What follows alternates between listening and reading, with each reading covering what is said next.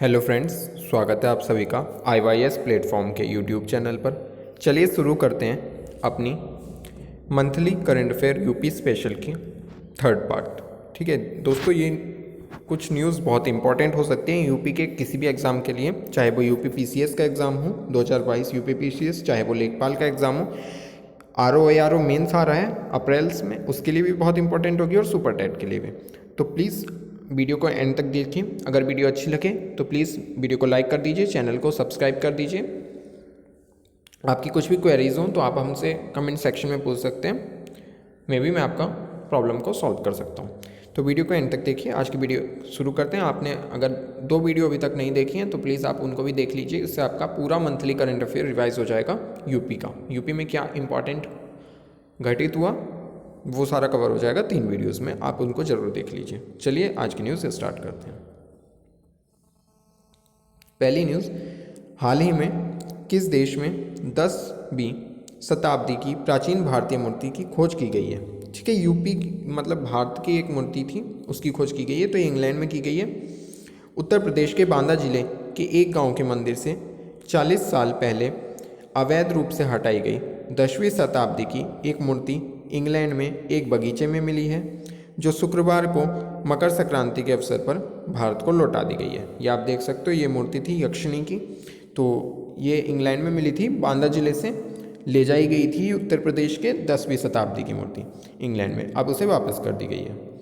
अगली news, UP सर्वाधिक शहरों में मेट्रो रेल का संचालन करने वाला देश का कौन सा राज्य बन गया है? तो यूपी का नंबर पहला है। सबसे ज़्यादा शहरों में सिर्फ यूपी है जिसकी मेट्रो चलती है। ये आप देख सकते हो, Lucknow metro very very important है। इसमें अखिलेश यादव जी का भी बहुत बड़ा योगदान है और योगी जी का भी काफ़ी बड़ा योगदान है। ठीक है, तो गाजियाबाद और नोएडा में दिल्ली मेट्रो चल रही है, जो दिल्ली की मेट्रो है वही चलती है। इसके अलावा लखनऊ मेट्रो प्रदेश के लिए एक और बड़ी उपलब्धि है। हाल ही में प्रधानमंत्री जी ने कानपुर मेट्रो को हरी झंडी दिखाई है। इसके अलावा मेरठ, गोरखपुर, प्रयागराज में भी मेट्रो परियोजना का काम प्रगति पर है। आगरा, मेरठ, कानपुर, गोरखपुर और प्रयागराज में, ठीक है, काम जोरों पर है, वहाँ पे भी जल्दी चल जाएगी। चलिए अगली न्यूज़ देखते हैं। मेरठ में मेजर ध्यानचंद खेल यूनिवर्सिटी का शिलान्यास किसने किया? तो ये प्रधानमंत्री नरेंद्र मोदी जी ने किया है। ये आप देख सकते हो, उसका मॉडल जो मेजर ध्यानचंद यूनिवर्सिटी खेल यूनिवर्सिटी बनेगी मेरठ में, उसका ये मॉडल है। मंदिर की शैली में भी बनाया जाएगा। मेरठ में बनने वाला मेजर ध्यानचंद खेल विश्वविद्यालय भारत की प्राचीन नागर शैली में तैयार होगा। ये जो मंदिर वाली शैली है, उत्तर भारत में जो प्रचलित थी इस टाइप की शैली, इसे नागर शैली कहा जाता है। तो उसी शैली को ध्यान में रखते हुए ये मंदिर बनाया जा रहा है। इसके अलावा इसमें ओलंपिक की तरह खेलकूद प्रतिस्पर्धाएं आयोजित होंगी। अंतर्राष्ट्रीय मानकों के अनुरूप विभिन्न खेलों के ट्रैक व स्टेडियम तैयार होंगे। एथलेटिक्स के साथ फुटबॉल, जैवलिन थ्रो, डिस्कस आदि खेल प्रतियोगिताएं भी हो सकेंगी। खेल विश्वविद्यालय में 2 प्रकार से दर्शक दीर्घा क्षमता के साथ स्टेडियम तैयार किए जाएंगे। इसमें आउटडोर गेम्स जैसे एथलेटिक्स आदि के लिए लगभग 25 से 30 हज़ार लोगों के बैठने की व्यवस्था होगी। रेसलिंग, खो खो व कबड्डी आदि इंडोर गेम्स के लिए लगभग 5,000 दीर्घा की क्षमता के स्टेडियम तैयार किए जाएंगे। और खेल विश्वविद्यालय में आर्चरी व शूटिंग रेंज सभी कुछ भी उपलब्ध रहेगा। तो इसलिए बहुत बड़े लेवल पे यूनिवर्सिटी बनने जा रही है, इसलिए इम्पॉर्टेंट है। भारत उत्तर प्रदेश के लिए एक बहुत बड़ी उपलब्धि है। ठीक है, चलिए इसी से जो मेरठ विजिट हुई है प्रधानमंत्री जी की, उसी से जुड़ी एक न्यूज़ है। प्रधानमंत्री जी जब स्पोर्ट यूनिवर्सिटी का शिलान्यास करने मेरठ आए तो इस क्रम में उन्होंने किन किन स्थानों की यात्रा की? ये आप देख सकते हो, 2 जगह की इन्होंने यात्रा की। पहला, शहीद स्मारक मेरठ की इन्होंने यात्रा की। दूसरा, बाबा औगड़नाथ मंदिर जो कि मेरठ में है, इसकी इन्होंने यात्रा की। आप देख सकते हो, ये बाबा औगड़नाथ का मंदिर है और ये शहीद स्मारक। आपको पता होगा कि 1857 की महान क्रांति मेरठ से ही प्रारंभ हुई थी, तो उसको नमन करने के लिए, उस क्रांति को मेरठ में एक स्मारक बनाया गया था। उसी स्मारक को प्रधानमंत्री जी ने विजिट किया। वर्ष 1995 में उत्तर प्रदेश शासन द्वारा संग्रहालय निर्माण का निर्णय लिया गया। तत्क्रम में वर्ष 1997 में टास्क फोर्स द्वारा की गई संस्तुतियों के अनुरूप उत्तर प्रदेश सरकार के अधीन उत्तर प्रदेश संग्रहालय निदेशालय द्वारा संचालित राजकीय स्वतंत्रता संग्राम संग्रहालय मेरठ की स्थापना हुई थी, जिसका औपचारिक रूप से लोकार्पण 2007 में हुआ था। ठीक है, तो ये इंपॉर्टेंट है, दोनों ही इंपॉर्टेंट है, कुछ भी पूछा जा सकता है एग्जाम में। बाबा औगरनाथ का मंदिर कहाँ पर है, ये पूछा जा सकता है। प्रधानमंत्री जी ने किस मंदिर की विजिट की थी मेरठ में, ये पूछा जा सकता है। शहीद स्मारक कब बना था, क्या है, क्यों बना था, कहाँ है, ये पूछा जा सकता है। तो आपको सारी चीज़ें पता होनी चाहिए। चलिए, प्रधानमंत्री जी की विजिट छोटी विजिट नहीं होती, बहुत बड़ी विजिट होती है, इसलिए कुछ भी इंपॉर्टेंट हो जाता है जो भी करते हैं प्रधानमंत्री जी।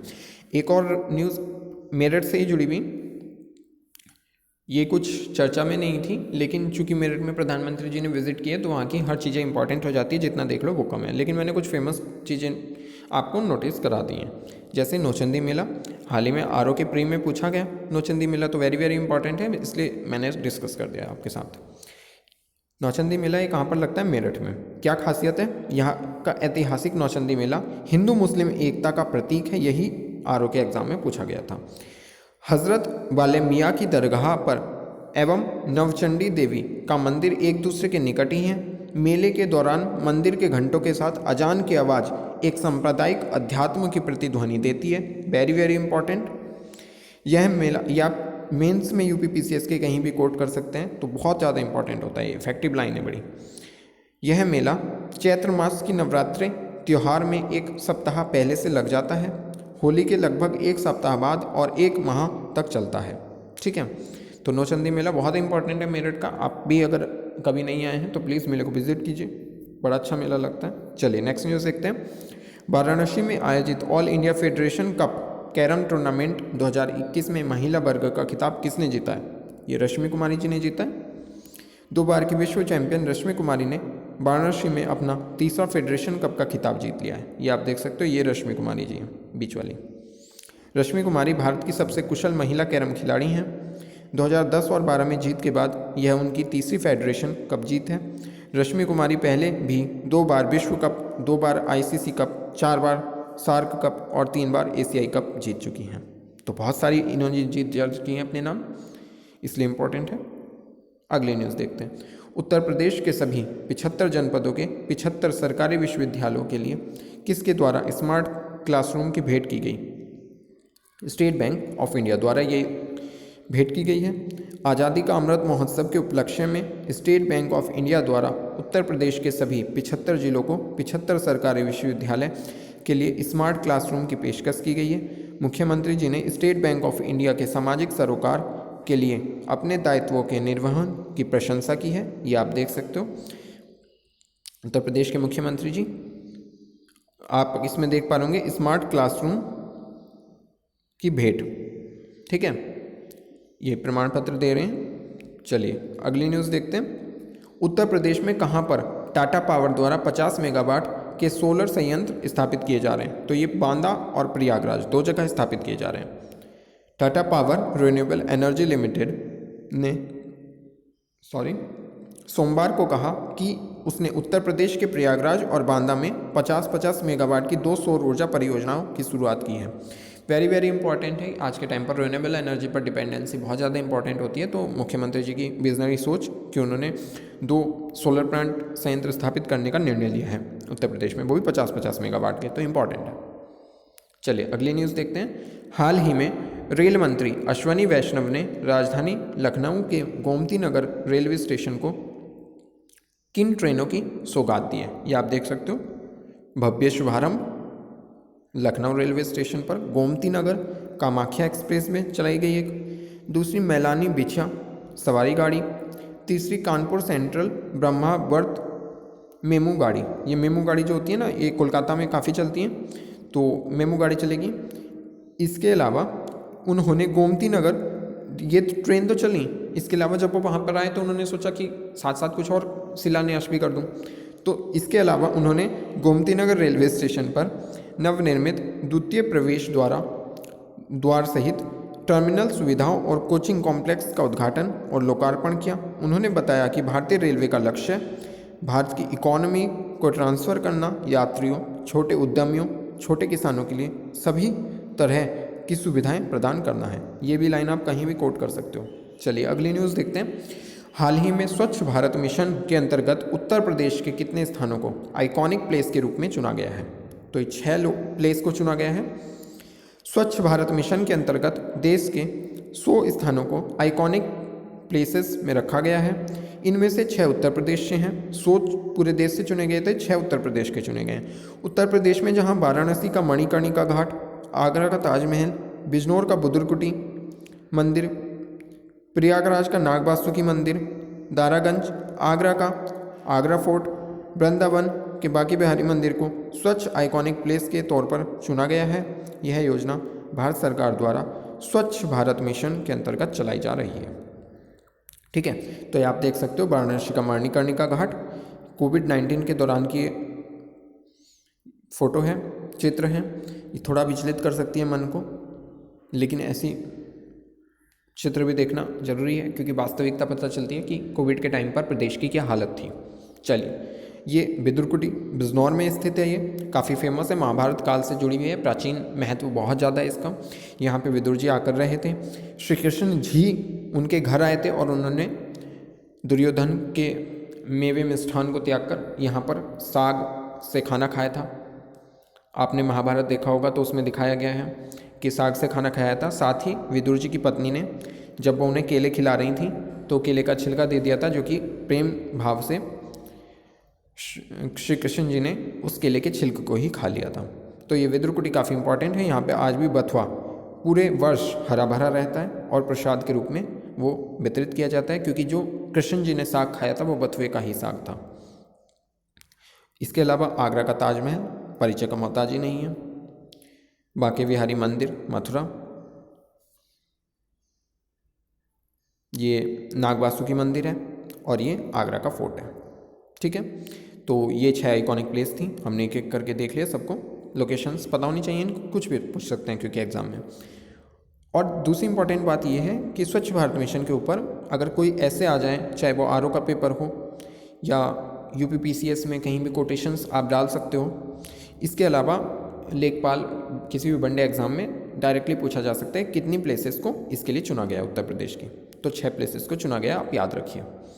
उत्तर प्रदेश में कहाँ पर केंद्रीय कृषि मंत्री द्वारा रानी लक्ष्मीबाई कृषि विश्वविद्यालय का लोकार्पण किया गया है? नाम से ही पता चल रहा है, झांसी में किया गया है। ये आप इसका मॉडल देख सकते हो, ये बन के भी लगभग तैयार है।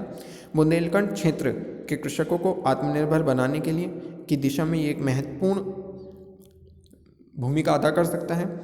जब किसान और खेती उद्योग के रूप में आगे बढ़ेगी तो बड़े स्तर पर गांव में और गांव के पास ही रोजगार और स्वरोजगार के अवसर तैयार होने लगते हैं। कृषि से जुड़ी शिक्षा को, उसकी प्रैक्टिकल एप्लीकेशन को स्कूल स्तर पर ले जाना भी आवश्यक है। प्रयास है कि गांव के स्तर पर मिडिल स्कूल लेवल पर ही कृषि के विषय को इंट्रोड्यूस किया जाए। इम्पॉर्टेंट इसलिए है क्योंकि भारत एक कृषि प्रधान देश है, तो जितना ज़्यादा यहाँ पर कृषि को प्रोत्साहन किया जाएगा, बच्चों को शुरू में ही कृषि की शिक्षा दी जाएगी, तो वो बच्चे उस ऑक्यूपेशन में आने के लिए प्रोत्साहित होंगे। किसान की आय दोगुनी करने का लक्ष्य है भारत सरकार का, तो उसमें भी महत्वपूर्ण रोल प्ले करेगा ये, तो इसलिए इम्पॉर्टेंट है। चलिए अगली न्यूज़ देखते हैं। उत्तर प्रदेश में कहाँ पर 1 अरब 66 करोड़ वर्ष पुराने जीवाश्म मिले हैं? तो ये सोनभद्र में मिले हैं। लखनऊ विश्वविद्यालय के भूविज्ञान विभाग के प्रोफेसर विभूति राय ने दुनिया के 1.66 अरब वर्ष पुराने जीवाश्मों की खोज की है। ये दुनिया के सबसे पुराने मेगास्कोपिक जीवाश्म हैं, जो कि उत्तर प्रदेश के सोनभद्र जिले के चौपन तहसील के बारी गांव से मिले हैं। ये आप देख सकते हो, प्रोफेसर तिवारी जी को, विभूति राय जी को। तो ये इम्पॉर्टेंट है, कहाँ से मिले? सोनभद्र से मिले। ये लखनऊ विश्वविद्यालय के टीचर थे। चलिए अगली न्यूज़ देखते हैं। उत्तर प्रदेश सरकार ने मैनपुरी सैनिक स्कूल का नाम किसके नाम पर रखने की घोषणा की है? तो ऑब्वियसली जनरल बिपिन रावत जी, ये आप इमेज देख सकते हो, इनके नाम पर। ये भी किसी परिचय के मोहताज नहीं है। जनरल बिपिन रावत जी का जन्म 16 मार्च 1958 को उत्तराखंड के पौड़ी अग्रवाल जिले में एक क्षत्रिय परिवार में हुआ था। बिपिन रावत जी के पिता स्वयं लक्ष्मण सिंह रावत जी सेना के लेफ्टिनेंट जनरल थे। जनरल रावत जी ने 1978 में सेना की 11वीं गोरखा राइफल्स की 5वीं बटालियन से अपना करियर शुरू किया था। 31 दिसंबर 2019 को उन्होंने देश के पहले CDS अधिकारी के रूप में कमान संभाली थी। मैनपुरी स्थित सैनिक स्कूल का नाम बदलकर देश के पहले CDS बिपिन रावत जी के नाम पर रखा जा रहा है, जिनकी मृत्यु दिसंबर 2021 में दुखद था बड़ा आर्मी हेलीकॉप्टर क्रैश में हो गई थी। चलिए अगली न्यूज़ देखते हैं। उत्तर प्रदेश को कुल कितने प्रतिष्ठित ई-गवर्नेंस पुरस्कार मिले? तो ये 5 प्रतिष्ठित पुरस्कार मिले उत्तर प्रदेश को। उत्तर प्रदेश भविष्य सुनहरा भविष्य की ओर देख रहा है, ठीक है। तो हम सब के लिए बड़ा हर्ष का विषय है उत्तर प्रदेश वासियों के लिए और समूचे भारत के लिए भी, क्योंकि भारत का कोई भी अगर एक पार्ट भी मजबूत बनता है तो समूचे भारत में वृद्धि होती है, GDP बढ़ेगी और भारत विकास के नए पथ पर बढ़ेगा। तो इसलिए चाहे भारत के लोग हों, वो उत्तर प्रदेश के वासी हों, चाहे वो तमिलनाडु के वासी हों, खुशी का सभी के लिए विषय है। चलिए इसके बारे में थोड़ा सा जान लेते हैं। उत्तर प्रदेश को डिजिटलीकरण और ई-गवर्नेंस के क्षेत्र में हासिल उपलब्धियों के लिए ई-गवर्नेंस के विभिन्न क्षेत्रों में 5 प्रतिष्ठित पुरस्कार मिले हैं। इनमें से 2 को उच्च शिक्षा विभाग ने हासिल किया है। मुख्यमंत्री कार्यक्रम के यूपी दर्पण डैशबोर्ड को उत्कृष्टता पुरस्कार के लिए चुना गया। आपको पता होगा यूपी दर्पण डैशबोर्ड के बारे में। यह नागरिकों की शिकायतों के त्वरित और कुशल निवारण की सुविधा प्रदान करने वाला पोर्टल है। इसके अलावा डिजिटल लाइब्रेरी व संबद्धता पोर्टल ने व्यापक उपयोगिता भी दर्ज की।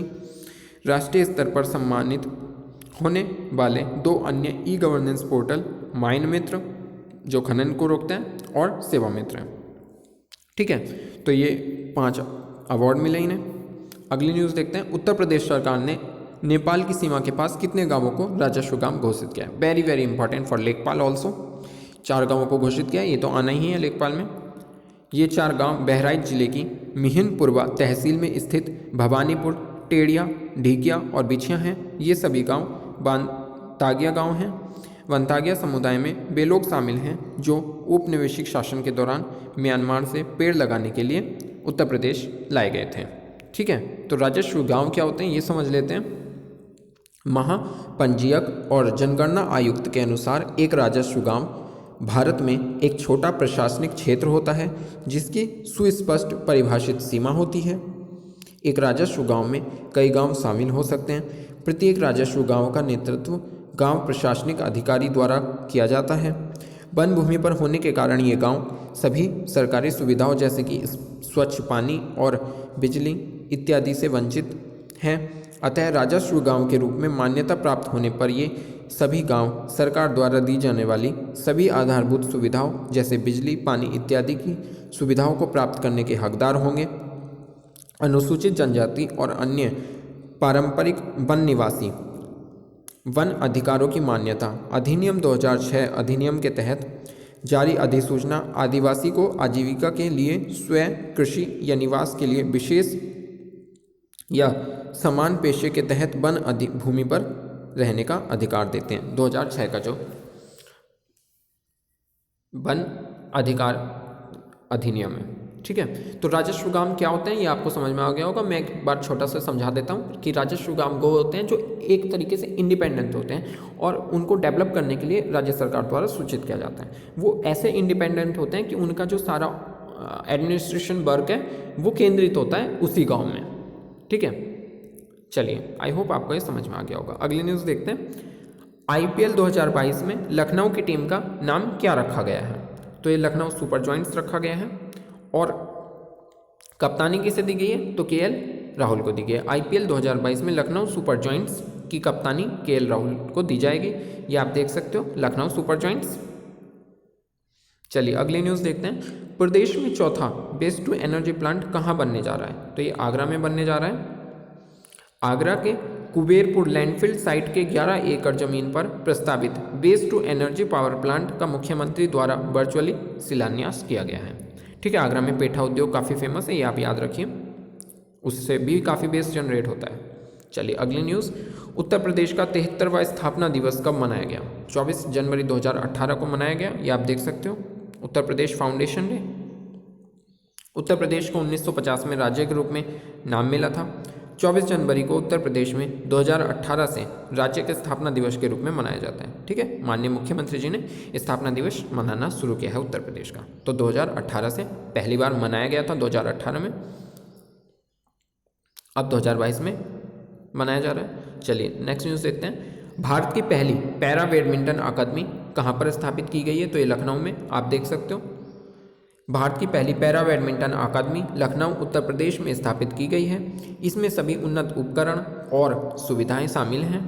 यह setup Stade de France stadium Paris France में होने वाली 2024 पैरालंपिक में भारत की पदक संभावनाओं में सुधार करेगा। चूँकि वहाँ पे ट्रेनिंग दी जाएगी, अगर किसी को आप 2 साल पहले से ट्रेनिंग दे सकते हो तो ऑब्वियसली सुधार होना है। चलिए इसके बारे में और जानते हैं किसने स्थापित की है। बैडमिंटन सेंटर को भारतीय पैरा बैडमिंटन टीम के मुख्य राष्ट्रीय कोच गौरव खन्ना, इंपॉर्टेंट हैं ये, ने एजेस फेडरल लाइफ इंश्योरेंस के सहयोग से लॉन्च किया है। ठीक है, तो ये न्यूज़ भी काफ़ी इंपॉर्टेंट है। पीसीएस हो चाहे लेखपाल हो चाहे सुपर टेट हो चाहे आरओ का मेंस हो, उस सभी के लिए क्वेश्चन बहुत इंपॉर्टेंट है। प्लीज़ आप वीडियो को एंड तक जरूर देखिए। वीडियो अच्छी लगे तो वीडियो को लाइक कर दीजिए और डिस्क्रिप्शन बॉक्स में टेलीग्राम लिंक दिया गया, टेलीग्राम चैनल ज्वाइन कर सकते हैं। वहाँ पे क्विज़ के थ्रू भी प्रैक्टिस करा दी जाती है और कुछ इंपॉर्टेंट क्वेश्चन भी डाल दिए जाते हैं। चलिए नेक्स्ट न्यूज़ देखते हैं। गोरखपुर की सहजनवा दोहरी घाट रेल लाइन कितने किलोमीटर लंबी है? तो ये 80 किलोमीटर लंबी है, आप देख सकते हैं। ये सहजनवा है, ये दोहरी घाट यहाँ तक ये जाएगी। सहजनवा दोहरी घाट नई रेल लाइन गोरखपुर और मऊ जिले के 110 गांवों से होकर गुजरेगी।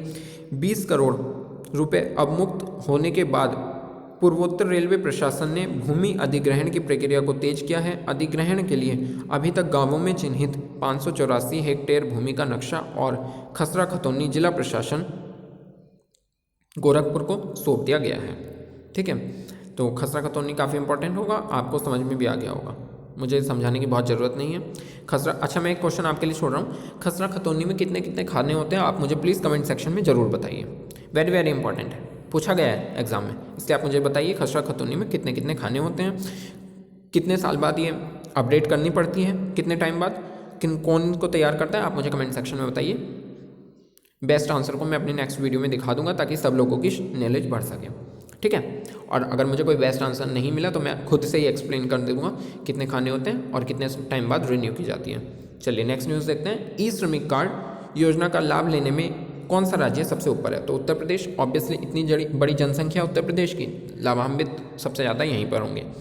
ठीक है, ई श्रमिक कार्ड योजना के तहत असंगठित क्षेत्र से जुड़े श्रमिक और कामगार यह कार्ड बना सकते हैं। इसमें वो वर्कर आते हैं, ई श्रम कार्ड के लिए आवेदन वो वर्कर कर सकते हैं जो इस कार्ड को संगठित क्षेत्र से जुड़ा व्यक्ति नहीं बनवा सकता है। लाइन में थोड़ी सी गड़बड़ हो गई है, मतलब जो संगठित नहीं है सिर्फ वो ही वर्कर्स ये कार्ड बनवा सकते हैं, असंगठित क्षेत्र से जुड़े श्रमिक। ठीक है, जो संगठित क्षेत्र से जुड़े हैं वो व्यक्ति इसमें नहीं इनरोल हो सकते हैं, क्योंकि संगठित क्षेत्र से जुड़े लोगों के लिए ईपीएफओ और ईएसआई के सदस्य होते हैं। तो इन दोनों को तो पहले से ही पता है कि इनकी संख्या कितनी है। मेनली ई श्रमिक कार्ड का काम क्या है? संख्या सुनिश्चित करना कि कितने असंगठित क्षेत्र में हमारे श्रमिक लगे हुए हैं। ठीक है, इसके लिए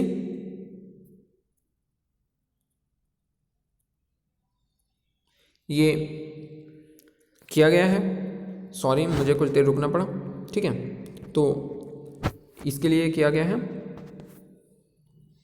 ये थी आज की कुछ इंपॉर्टेंट न्यूज़। वीडियो को एंड तक देखने के लिए धन्यवाद।